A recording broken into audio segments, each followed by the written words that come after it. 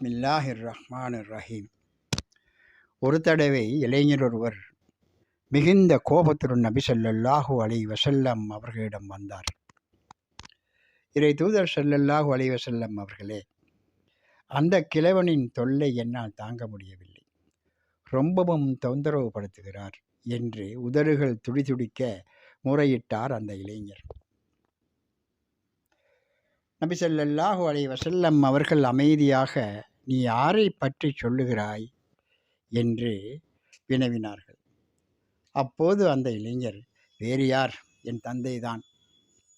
நான் சம்பாதித்து வரும் பொருளை எல்லாவற்றையும் அவர் எடுத்துக்கொள்கிறார்.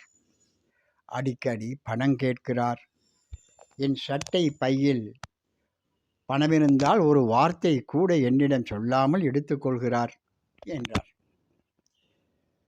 அதனைத் தொடர்ந்து நபி ஸல்லல்லாஹு அலைஹி வஸல்லம் அவர்கள் இளைஞரின் தந்தையை அழைத்து வர ஒரு ஆளை அனுப்பினார். சொற்ப நேரத்தில் வயதான மனிதர் ஒருவர் தள்ளாடி தள்ளாடி வந்தார். அவரால் சரியாக நடக்கக்கூடிய முடியவில்லை. முகத்தில் வரி வரியாக தோல் சுருங்கி முதுமையின் முத்திரைகள் தென்படுகின்றன.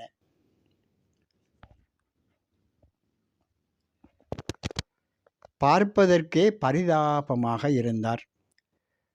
நபி ஸல்லல்லாஹு அலைஹி வஸல்லம் அந்த முதியவரை பார்த்து நபி ஸல்லல்லாஹு அலைஹி வஸல்லம் அவர்கள் அந்த முதியவரை அமரச் சொன்னார். பிறகு, பெரியவரே, உங்களை பற்றி உங்கள் மகன் சொன்னதெல்லாம் உண்மைதானா என நபி ஸல்லல்லாஹு அலைஹி வஸல்லம் அவர்கள் வினவினார்கள். இறை தூதரை ஏறிட்டு பார்த்த அந்த பெரியவர் அமைதியான குரலில் உறுதியாக பேசத் தொடங்கினார். இறை தூதர் ஸல்லல்லாஹு அலைஹி வஸல்லம் அவர்களே, இவன் என் மகன். இவனை வளர்த்து ஆளாக்க நான் பட்ட சிரமங்கள் ஒன்றா இரண்டா? இவன் நிம்மதியாக தூங்க வேண்டும் என்பதற்காக நான் தூங்காமல் விழித்த இரவுகள் எத்தனை எத்தனை. இவனை என் மார்பிலும் தோளிலும் போட்டு எப்படியெல்லாம் செல்லமாக வளர்த்தேன். இவன் பலவீனமாக இருந்தபோது நான் பலசாலியாக இருந்தேன். இவன் ஒன்றுமில்லாதவனாக இருந்தபோது நான் பணக்காரனாக இருந்தேன். அப்பொழுதெல்லாம் என் பொருள்களில் இவன் எடுத்து பயன்படுத்துவதை நான் தடுக்கவில்லை. இவன் கேட்காமலேயே இவனுக்கு எவ்வளவோ செய்தேன்.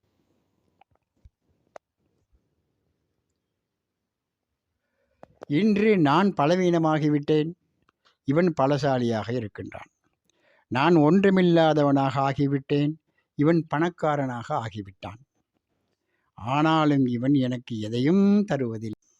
நானாக எடுத்துக்கொண்டாலும் தடுக்கின்றான். இது நியாயமா இறை தூதர் அவர்களே என்று கேட்டார் முதியவர்.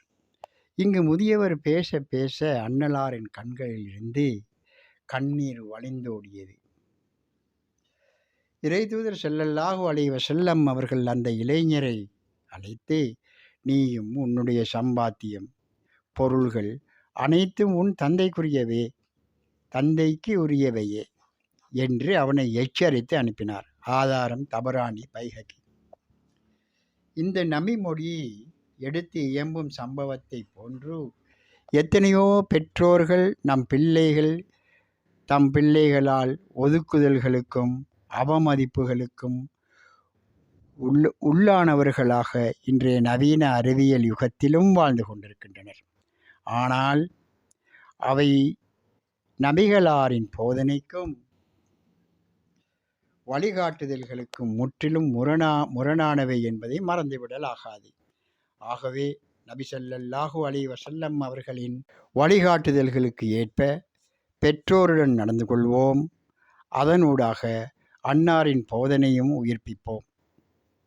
அபு அம்மார். அஸ்ஸலாமு அலைக்கும் வரஹ்மத்துல்லாஹி வபரகாத்துஹு.